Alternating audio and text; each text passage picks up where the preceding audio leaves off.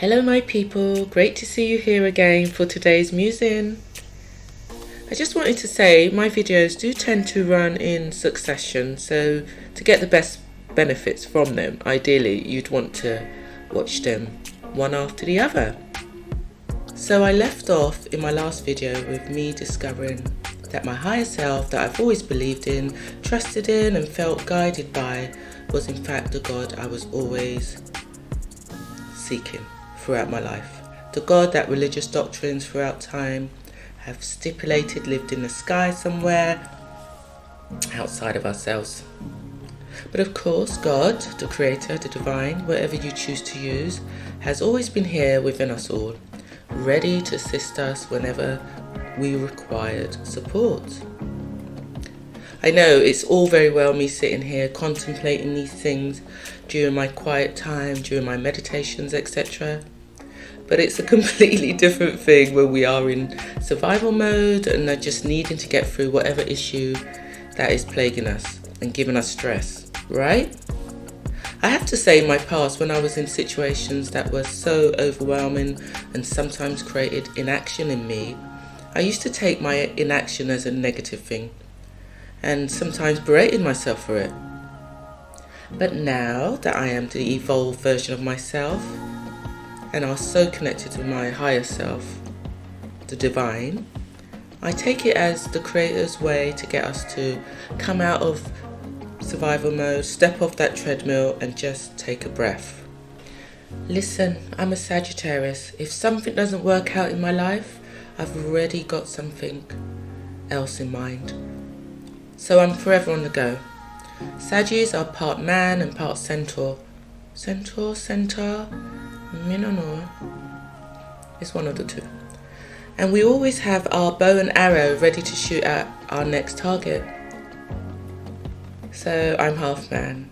That's right. That's why by nature I'm always in my masculine. Not always, but quite a bit of the time. Which isn't always the best way forward when you're trying to create a balanced foundation for yourself. And when I say balanced, I mean a balance between both your masculine and your feminine energy. Yes, I have been well and truly in my masculine energy for so long. It's just how I'm built, basically. I didn't know that the slowing down and taking a breath was in fact me getting comfortable in my feminine energy. I didn't actually realise I was in my masculine energy so much until, I don't know, recently there seems to be very much a big talk about being in your feminine energy, And I was like, obviously investigating, I realised because I'm always a doer, I have been in my masculine for a lot longer than I anticipated. And as we all know, knowledge is key. So with that knowledge, I was able to look within, become more expansive, and also step into my receptive mode. I became a receiver. The receptive mode is where you can actually be open to receiving guidance and the support and the direction from your higher self. But aside from that, I learned that the taking time and stepping off the treadmill was not inaction at all. It was actually sensible. Because it was only during this time could I really understand why what I said I wanted and thought I wanted did not work out for me.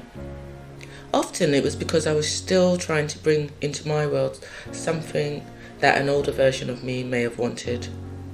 But of course, our soul, which is always up to speed with what we want and who we are, is going to quietly ask the question, really, is that what you want? Think about it. How many times have you put blood, sweat and tears into bringing something into your world, only for you to see that actually, this doesn't bring me any joy, this isn't what I want, it's not for me. If you were even more in your awareness, you would realise that the force you used to get the actual said thing was not in fact the force of the universe, but more than likely sheer brute force. which I've always said is completely different from, the support of the divine, the guidance. I always tend to find that's less stressful and less, doesn't require so much effort. But when you're using just sheer brute force, it's completely bloody exhausting. First, the universe also has its way of letting us know something isn't for us. And obviously, if we're not being observant, we can miss it, and we often do. It will polarize situations in our world that we do not align with, make it so big that we can't ignore the signs. But often enough, we will not see that until we are actually up to speed with who the current version of us is. So when I did step off the treadmill and take a breath, it was becoming extremely visible and clear to me regarding all the unwanted situations I had manifested for myself and was actually experiencing.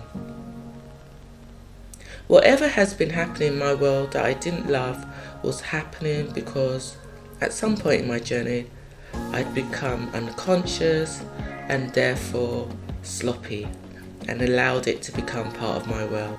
Now when I say sloppy, I mean I hadn't been observant enough with my co-creation.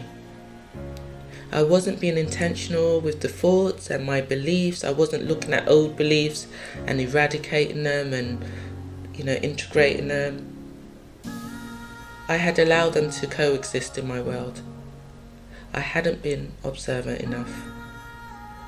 When we become unconscious, life tends to happen to us, and we just have to live with the consequences. Listen, I'm not new to this conscious living, manifesting lark. I've been on this path of self-discovery for over 25 years. Of course, at varying levels. Depending on what's going on in your life, you might just decide to be a mere mortal and just live like everyone else. So the fact that I had allowed myself to feel like a victim of my circumstances, that's what I was talking about in my last video, in recent times, meant I had indeed become sloppy. And I'm saying this in all honesty and not in a berating way. I don't do that to myself anymore. Nothing has happened to me. Nothing is happening to me. It was just the universe mirroring, I can never say that word, to me, where old beliefs still lived and are still playing out in my world. If I had maintained the awareness and didn't get sloppy, there would be no need to cry out loud, why me, why me, why is this happening to me? I didn't do that really, but that's what we tend to do. Or I might have done, let's be real. I would have automatically taken accountability. There'd also be no need to hold on to any limiting beliefs that shift the blame onto anyone outside of ourselves. I know that's easier said than done, of course, but it's true just the same. It may not have been at the forefront of my conscious mind, the knowledge that everything that is playing out in our individual lives is a reflection of our own consciousness, our own inner workings, our own manifestations basically. But it is now. It's something that is always there reminding me, get ahead of it, be aware. This is a universal law, the law of attraction in fact. Everything that we think about, speaking to the universe, is basically us putting out the energy out there. I'm sure you all know that. But obviously, when the law of attraction gets hold of it, it's going to magnify it, and it's going to attract what you say back to you. Everyone always talks about the law of attraction when it's all about manifesting the wonderful things we want to see in our life, but not so much when we unconsciously use the same method to draw the things we do not want to us.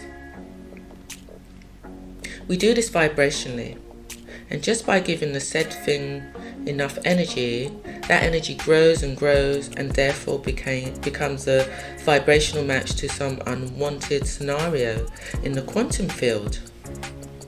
We may not create the exact scenario for how it shows up in our world. I think that's totally beyond our limits.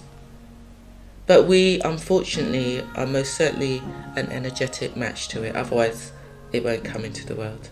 It won't come into our world, in fact. Conversely, though, let's give thanks that we can get ahead of the things that are yet to be created in our world and can just as easily contribute to the creating of the things. This is done by becoming a conscious version of yourself and by giving our positive attention to the ideas, the kind of people or situations we want to see show up in our lives. We do this with our imagination all the time, don't we? We imagine life if we had certain things and we envisage ourselves having it. It's that same thing. It's the imagination that creates your reality. Meditate on things you desire rather than ruminate on the things you dislike. Relish and get excited about the potential of what is to come, rather than be down about where you are currently. And that will be how you shift your reality to actually where you want to be. It's clean-up time, ladies and gents. Okay, I don't want to go on too long because I can speak for England. So I'll end it here. I hope this video resonates with you all. Yeah, thanks for your eyes, for your ears. Until the next one.